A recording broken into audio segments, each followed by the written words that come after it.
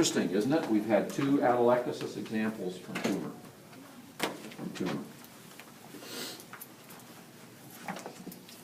All right. And you said squamous or small cell in the first atelectasis as well, right? Yeah. The reason is because squamous cell and small cell are the more common central ones. Now that first one was an adeno. It's less likely for adeno to be central. Adenos are more commonly peripheral. But sometimes the patients don't read the textbooks. Okay. Tell me what you think about this one. This is a good example. Sometimes chest findings you can see from across the room. That pneumocystis case, you can see that thing from here. You know, we're 30 feet away from that thing. Those atelectasis cases. This one's not so in your face, is it? This is a lot more subtle, the radiographic appearance.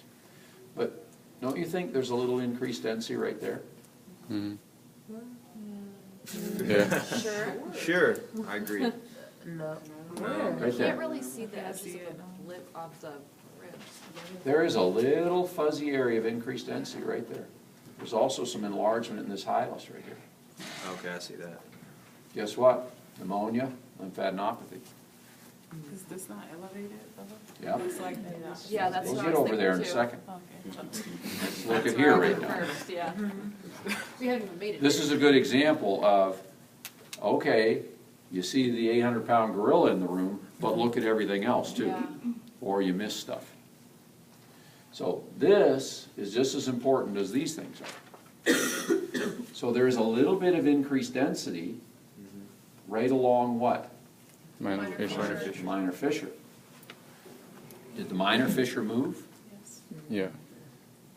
Okay. No. So if the minor fissure moved upwards, would the increase in density be only along the fissure, or would it be the whole lobe? Whole lobe. It should be the whole lobe, and if we thought, okay, the fissure should be here, now it's here. That's not very much loss of volume. The increase in density would be very subtle. That's not subtle. That's a pretty good amount of density just above the fissure. So where is that density? 2. It's in 2. It's got to be in 2. Why?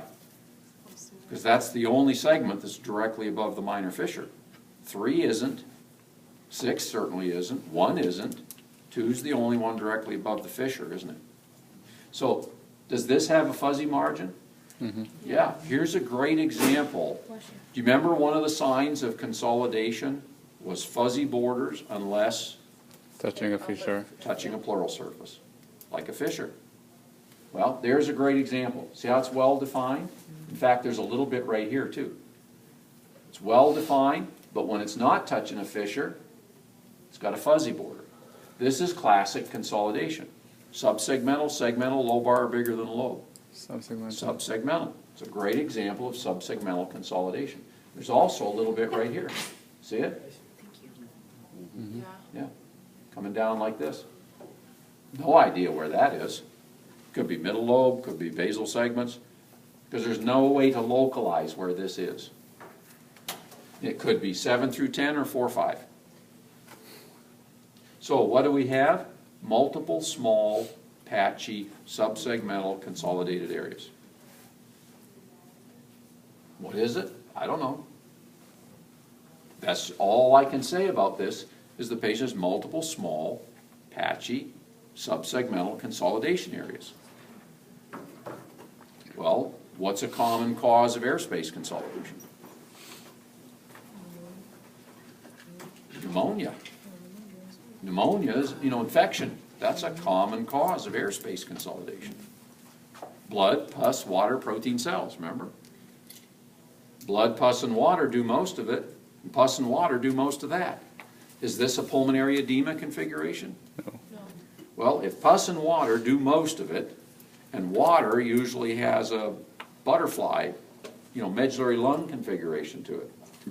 This doesn't have that, well then what are we left with? Plus. Pus. That's pneumonia. That's pneumonia. This is just little small patchy areas. Could this be a granulomatous pneumonia? Sure. We do have some lymphadenopathy, at least here. I mean, this is a great example of our pneumonia and lymphadenopathy, primary infection, that we talked about yesterday. Yeah, this could be an example of TB. Well, that pneumonia can sometimes be in more than one spot. It can be patchy in more than one place.